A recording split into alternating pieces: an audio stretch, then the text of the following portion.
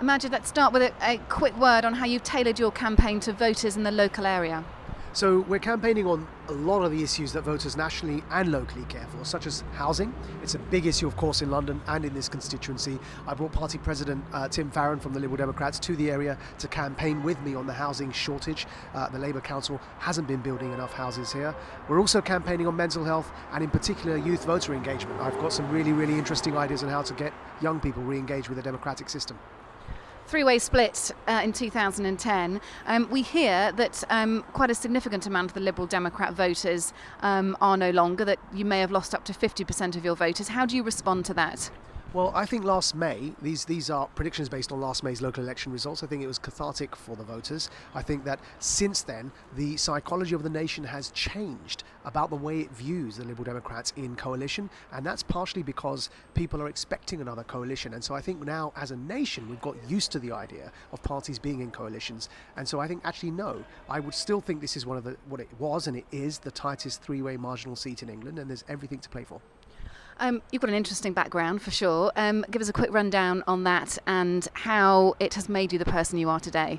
Yes, I mean, this is why I'm so interested in youth voter re-engagement. I was a disenfranchised, angry young teenager. The Bosnia genocide playing out across the continent in the 90s, with my own experiences of domestic racism, led me to become a young radical that was railing against democracy. And that eventually led me to becoming an Amnesty International adopted prisoner of conscience for inciting against the Egyptian dictator a good few years before the Arab uprisings.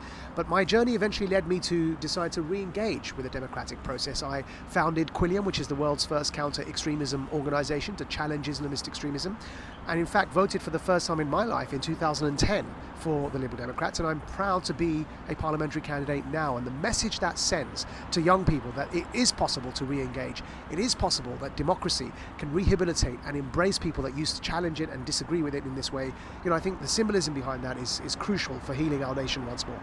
Do you represent a new wave of the Liberal Democrats? You're trying to refresh yourself as a party and step away from the coalition that we had as a result of the last election. Is this a new wave? Is this a new era for the Lib Dems? Well, I'm certainly a new candidate. As I said, the first time I even voted was in 2010, and I'm certainly a new parliamentary candidate, but also happen to come from an ethnic minority background, which is something that Liberal Democrats need to improve on as well. So yes, in that sense, of course, what we're campaigning on are themes that what we want to do is revive liberalism, make it relevant today. Of course, I have a track record on counter-extremism issues, on free speech issues as well, and on foreign policy.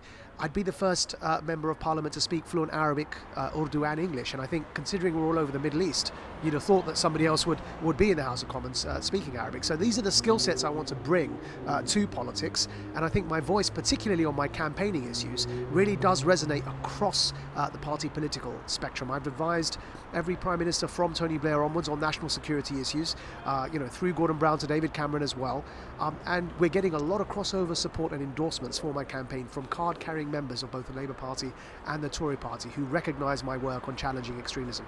And your ties with the local area, do you live in the local area? Yes, I live in the borough. I used to live right on Kilburn High Road until I got married. But then, I used to live on Kilburn High Road until I got married last October. Then I had to relocate to a larger flat. I'm now in a one-bedroom flat within the borough as well. Excellent. And in a nutshell, what's going to set you apart from the other candidates? I think what I'm standing for, I'm saying to people I'm the unity candidate. I'm able to bring people together from across the party political spectrum, as I've done on the extremism agenda nationally with my work, my day job through Quilliam, and I'm getting in my campaign cross-party support. There are volunteers on my campaign, both from the Conservative and Labour backgrounds. And what I'm trying to say is at a time like this, yes, we need a stronger economy. We need a fairer society, but we need, in times where populism is on the rise, where the politics of division is on the rise, where far-right populism, Islamist extremism and nationalism, whether in Scotland or across Europe we see with Golden Dawn in Greece, when people are pulling themselves apart, what I call the politics of division, it's about time we stood firm on liberal, small L liberal human rights platforms and bring people together on those common values. And that's the sort of candidacy I hope mine represents. Good luck. Thank you very much. Delighted. Thank you. Excellent. You okay?